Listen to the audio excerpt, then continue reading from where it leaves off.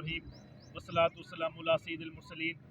السلام علیکم ویورز، آج کے ویلاگ میں ریئل اسٹیٹ کے بارے میں ڈسکس کرنا ہے۔ جن دوستوں نے میرا چینل سبسکرائب نہیں کیا وہ چینل کو سبسکرائب کر لیں اور بیل آئیکن پہ کلک کریں تاکہ ہر نئی آنے والی ویڈیو آپ تک ٹائملی پہنچتی رہے۔ اس وقت جو پاکستان کی کرنٹلی جو جی ڈی پی ہے وہ تقریباً آلموسٹ 350 ارب ڈالر کے قریب ہے۔ اس میں یعنی کہ جو ہمارا ریئل اسٹیٹ والا جو سیکٹر ہے یعنی کہ جس میں یعنی کہ وائٹ منی، بلیک منی، ہر طرح کی منی اس میں یعنی کہ انٹرٹین ہے، وہ اس میں سگنیفیسنٹ اس کا پورشن اس یعنی کہ جی ڈی پی میں کنسیڈر نہیں ہے۔ تو گورنمنٹ اس یعنی کہ گورنمنٹ کی جو اسٹریٹجی ہے یعنی کہ وہ ریئل اسٹیٹ سیکٹر کو مکمل طور پہ یعنی کہ ملکی اکانومی میں، ملکی جی ڈی پی میں لانے کی تیاری ہو رہی ہے۔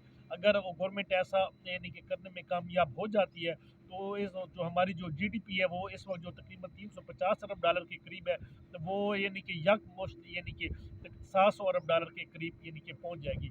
یعنی کہ اس سے یہ ہوگا کہ ہماری جو انٹرنیشنل ہے اکنامی ہے اس میں بھی اضافہ ہوگا کہ پاکستان کی جی ڈی پی اتنی بوم اپ ہو گئی ہے۔ باقی یعنی کہ جو گورنمنٹ کو یعنی کہ ٹیکس کے تھرو، ٹیکس کلیکشن کے تھرو اس کی گورنمنٹ کی آمدن میں بھرپور اضافہ ہوگا۔ تو یہ ایک یعنی کہ یہ ایک مثبت یعنی کہ پیش رفت ہے۔ اس میں اس وقت بیسیکلی انڈسٹریل اسٹیٹ ملتان میں ہوں، تو آپ یہ دیکھ سکتے ہیں یہاں پہ یعنی کہ مختلف فیکٹریز، مختلف کمپنیوں کے دفتر ہیں، یعنی کہ مختلف انڈسٹریز یہاں پہ یعنی کہ وہ کام کر رہی ہے۔ ایک یعنی کہ 2010 تک یہاں پہ ایک ٹائم پیریڈ وہ بھی تھا کہ یہاں پہ جو 1 ایکڑ ہے زمین کا وہ 22 لاکھ میں یعنی کہ سیل ہوتا تھا، 22 لاکھ میں ملتا تھا۔ وہ بھی یعنی کہ منتیں کر کے زبردستی یعنی کہ وہ دیتے تھے 5 سال کی قسطوں پہ۔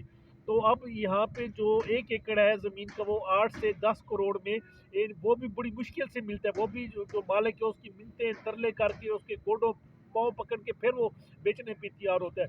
تو کہاں پہ اس نے 22 لاکھ میں یعنی کہ 1 ایکڑ خریدا ہے اور آج وہ جو ہے نا 8 کروڑ میں وہ یعنی کہ وہ سیل کرنے سے وہ کترا رہا ہے۔ تو یہ ہمارا ریل اسٹیٹ والا اتنا یعنی کہ زبردست سیکٹر ہے، تو اتنی اس میں یعنی کہ وہ روزی ہے، اتنی اس میں برکت ہے، تو یعنی کہ اس میں اتنی انکم ہے۔